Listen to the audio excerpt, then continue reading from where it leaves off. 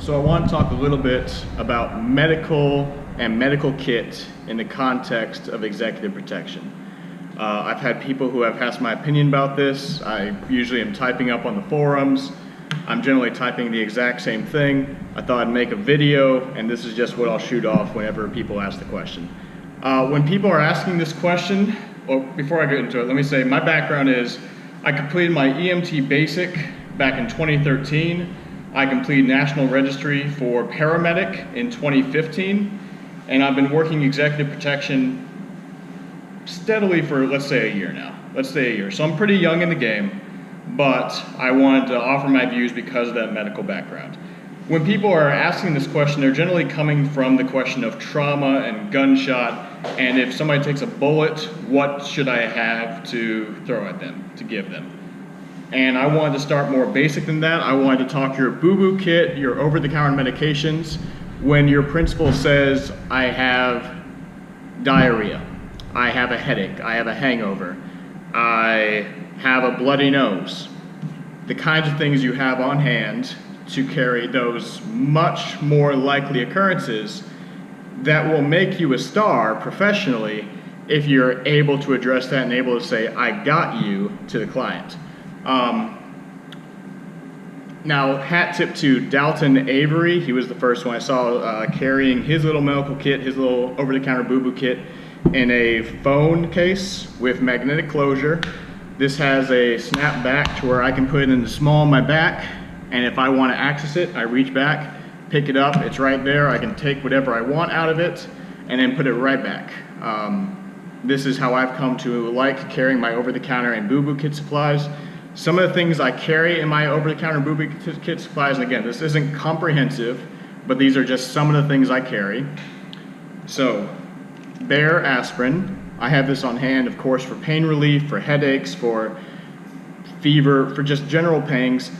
If my client is experiencing a heart attack, a myocardial infarction, this is the first thing I'm going to be throwing at him. If I was working in ambulance, this is the first thing I'd want to be checking. Has he taken any aspirin? I'm going to be throwing this at him to make sure it doesn't get worse, his heart attack doesn't get worse. And this is an over-the-counter medication that you, as a solo practitioner, as part of an EP team, whatever, you can offer to your principal aspirin if they're having a heart attack, and this will help them not worsen until you're able to get them to definitive medical care. Other things I might carry is other kinds of over-the-counter pain relievers. Aleve, ibuprofen, just general pain relief. You'll notice I'm carrying these in these little individualized medical packets, so I don't have a bunch of pills in some nondescript baggie or container. I can give this to a high net worth individual, and I'm not saying, trust me, this is what I'm saying it is. They can see exactly what it is, and they can verify that for themselves. Dayquil, NyQuil, cold and flu. You have generic prescriptions, generic medications for heartburn, for diarrhea, for stomach ache. Words are getting away from me. Antiseptic, alcohol towelettes, and of course your Band-Aids. When we talk boo-boo kits, we're talking definition of Band-Aids. And don't forget your Benadryl for general allergies and general allergy relief. So that's some general thinking on the terms of your over-the-counter kit, your boo-boo kit that you're much more likely to use. Should have thrown some gauze in there. I did mention nosebleeds. Your general boo-boo kits where you're far more likely to use in your day-to-day career.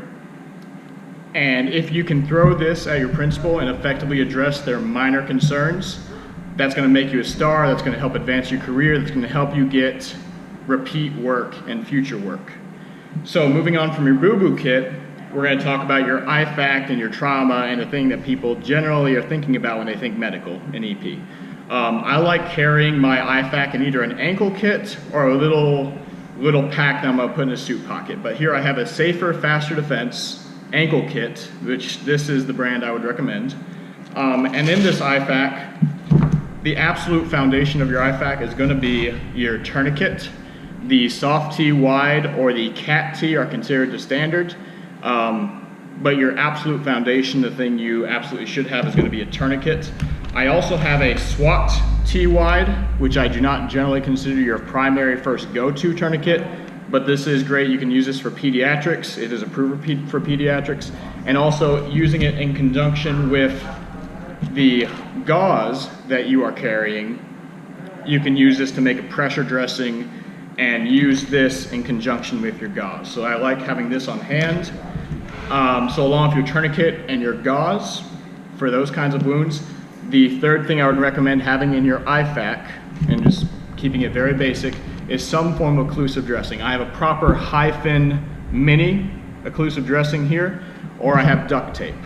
A roll of duct tape, again, can be used in conjunction with your gauze to secure a bandage to a wound, or it can be used to make an occlusive dressing and secure a sucking chest wound. So having talked about your over-the-counter medications and your boo-boo kit and your IFAC, your on-person addressing trauma and gunshot wound kit, I'm going to talk very broadly, very vaguely about your vehicle kit, your bag kit, what you're going to have in a bag off your person for further addressing medical concerns, whatever they may be.